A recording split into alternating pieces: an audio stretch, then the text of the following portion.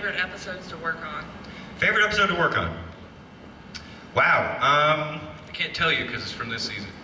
You had a favorite episode to work on from this season? Yeah. 505. They don't know what that is. I like the one where Orpheus was getting himself his own supervillain. I like guilty stuff. I like when Jackson and I do Watch and Ward. That crowd, yeah. So that one was really fun to work on. It's not my favorite episode. It's fun to work on.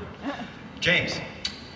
Most recently, the aforementioned one where they go to New York and Dr. Venture gets the Broadway bug. I quite enjoyed that. Just because I got to sing and stuff. That makes sense. Music! Let's all smoking! I want to know, will we be seeing more of the Master?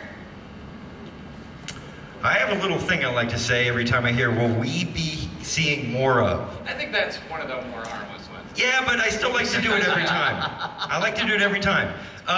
The short answer is, all right, fine, yes, okay, you will. The long answer is, that's why you watch the show, to find that out. You don't want to ruin it. You don't want the show now, like crappy shorthand version of the show. You should be excited even if the Master isn't on it. But if you're not, more H. John Benjamin.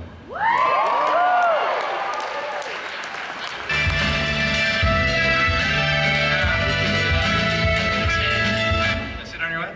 All right, super duper. He can handle it. This guy can handle it. Is it a good-sized man, or are you gonna... Sturdy man with a red mohawk. Good. Our post-apocalyptic world. Oh, God. He is good. You totally would. Because that would keep me safe. He would. Yeah. Anyway, have we thought about making the monarch a parent? We thought about it and shot that idea down. Making the monarch a what? A parent. Yeah, no, that's not... Yeah. That's a little shark jumpy from the... Yeah. Think about it. Yeah, right? Action. From a Probably show, figure out a show of exactly what sound, we thought you want to about see you want to see the monarch be a parent. Just... You want them to be forever just in love with Dr. Girlfriend and have it just be a beautiful romance. Yes. Yeah, that's our opinion. You want to see them have an abortion. Maybe an accidental miscarriage where an aspirin-sized fetus is found in the toilet. Let's all smoking!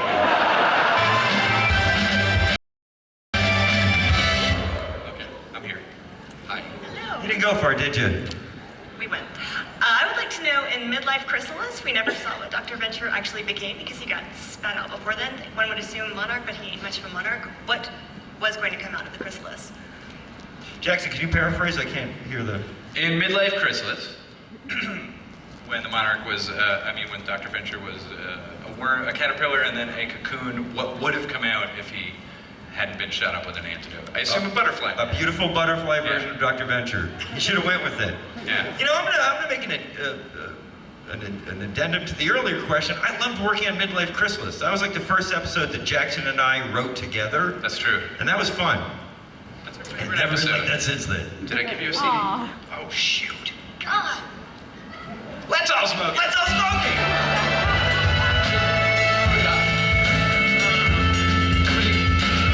Looks like you want to. Oh, shoot. All right. You'll be next. Yes, sir. Well, it turns out it was hammer time. I just wanted to ask, what advice would you all give to anyone who wanted to start on their own show or get into the field of voice acting? I'll start. Yeah. If you have a really good idea and it's actually good, just keep doing it. Somebody will care one day. And if they don't, you might not have a great idea. I know it sounds horrible, but nurture a good idea. Now, too, you can get anybody to look at anything. Yeah. If you make something great, put it on the internet, people will find you. Find it But getting eventually. paid is a different story. Now, for voice acting, I would just think about something else. It's not lucrative. It just isn't. Unless you like do the voice for Jeopardy or something where you can have contract negotiations. If you just a crappy you're a movie cartoon voiceover guy, like, yeah. Yeah. Dark Knight Rises. Yeah, exactly. If you're replacing a world guy, maybe you got something, but... My advice is to move to New York, get a roommate who's a cartoonist, who's a friend of Jackson Publick's, and then meet Jackson Publick socially, and then have Jackson Publick just ask you to do a cartoon in a bar somewhere. Oh my God, don't do that. Don't ask us to employ you, ever. You guys really look like you're on an old talk show right now. Something about the lighting. Oh, good. And the smoking, of course. It's the smoking, isn't it? Thank you. I'm really enjoying this electric cigarette too, because by now, because I'm a heavy smoker, because I'm a bad person. By now, I'd be jonesing for a cigarette, and my head would be all swimming with foamy hatred. But right now, I'm just in this beautiful, relaxed kind of. Yeah, this is the best panel we've ever. We gotta do this forever. So first one, I don't have to pee or smoke immediately. But I would reiterate seriously what you were saying, because that's what I was thinking, is just you really can just create your own thing and put it out there for people to see. And I would encourage people, that's certainly what I would have done 20 years ago. Yeah. And, and then just sort of start making stuff. And then by making stuff, you'll meet other people who make stuff. And that's basically how I got this show, because I just met people who were doing creative things, and it just worked out. So just put yourself in the place where you're making something. Two things, James. Aren't you making something right now? Like, aren't you messing around with a bunch of stuff, making films and everything? You want to tell anybody about it? Oh, well, I did just premiere a podcast called Getting On with James Urbaniak. And you can, there's a Getting On with James Urbaniak Libsyn account, and it's also on the iTunes. And it's, I call it a fictional podcast, and it's basically a podcast where I play a character named James Urbaniak, played by me. And each podcast is written by a different writer. Let's all smoking! I promised somebody back here. Here we go. Oh, it's a good Beatles news I got over here. What do you got? Gum?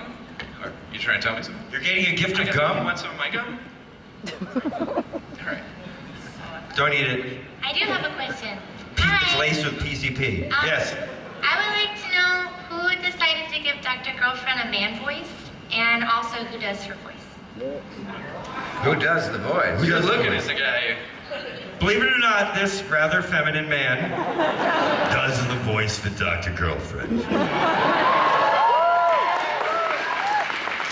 And it got a man's voice because it's funny. It's that simple. All right. Oh, look at this little gentleman back here. Very hard to see. Look at this handsome kid. Where is he? What's your name there, handsome? Where's Jackson? Everybody point to where Jackson is. I can't see him. Oh, no, I can't see that. No, that's too far. Lights in the eyes. You got a question? What's your favorite movie? Wow. My favorite commentary is Pirates of the Caribbean 2. It's both the writers, and they just humorlessly talk in character and say all these things about the movie that you never saw. Like, it looks like a Disney film, and they're talking about it like it's the Bible. It's the most fascinating commentary, but it also puts you to sleep, and I'll tell you why. Because you feel like you're at a party with these guys, and finally, you don't have to pay attention to them. You can just, I'm just gonna nod off. Because I use it as a sleep aid. Commentary as sleep aid. And it's not addictive. And besides that, my favorite films change with my favorite songs. Today I woke up thinking ABBA is like the best band that ever existed. I'm not even being ironic. Right, so then Muriel's Wedding is your favorite movie today. No, that's a bastardization of the great ABBA paradigm. Smell a Sense of Snow. No. No? No. That was a great trailer. It played for like 2 years. I thought that movie would never come out. Yeah. I like Silence of the Lambs a lot. Yeah. Yeah, it's just a great film. One movie I'm really obsessed with and will watch repeatedly and just love every element of is All the President's Men. Yeah. By Alan J. A smattering of applause. A smattering for that. It's a great film. I was surprised Silence didn't get more applause myself. It's a classic. So mine are Raiders of the Lost Ark, To Kill a Mockingbird, Train Spotting, and Rear Window. They're all kind of tied. So you're too young for Train Spotting. Yeah, thank you for your question. I'm out of also a CDs and I got a present. I called gymnastics. I'm coming back. Here it comes. I've got presents. You got stuff? Yeah, a lovely young lady gave me some presents. All right, hand off. This gal made a hang pillow. All right, what do we got here? Stock again. He loves crawling over the laps. I got a Sergeant Hatred. Wow, that's a beautiful. Give me the.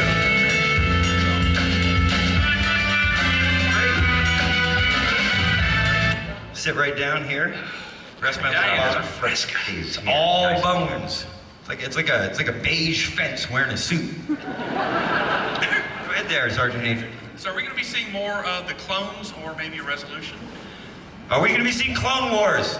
No. I have it on DVD if you want to see it with me. He's asking for a plot way in the future. Like, are we going to have resolution to the clones? That we can't answer that, can we? No. You know why we can't answer it, right? We can't answer it because that's what we do in the show, and you're asking for something that takes place. You're asking for the answer. It's when you read a book. You've read a book, right? Right, and all these characters do things, and then they set things up, and you have expectations. Do you go to the last page and find out what happened? Yeah, then what you should do is wait for a series to be over, buy the last DVD, and see if that helps. Let's all smoking!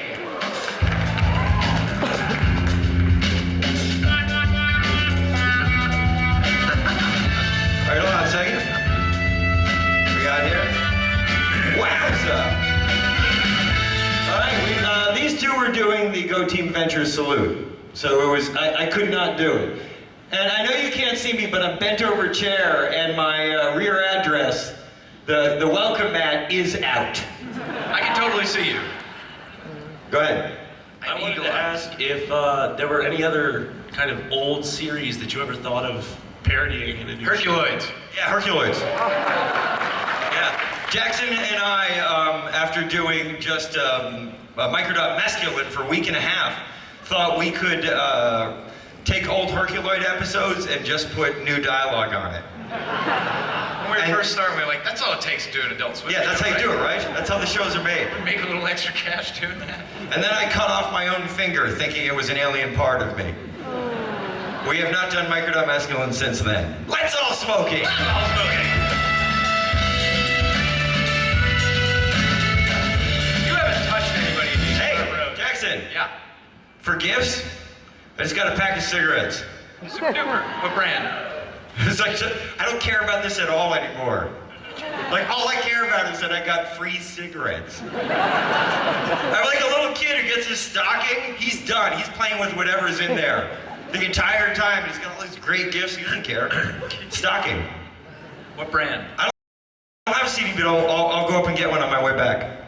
Hey, Watch and Ward. Watch and Ward. My question is there anyone who is actually able to take out Dr. Kittininja? Who could kill Galactus? Galactus. Actually, you're gonna learn, I know we don't do spoilers, but why not? What the heck, I'm in the audience, I'm feeling frisky. You'll get a little, that No. question might come up. Oh, not this season. Someday. Maybe this. Boom! Let's all smoke it.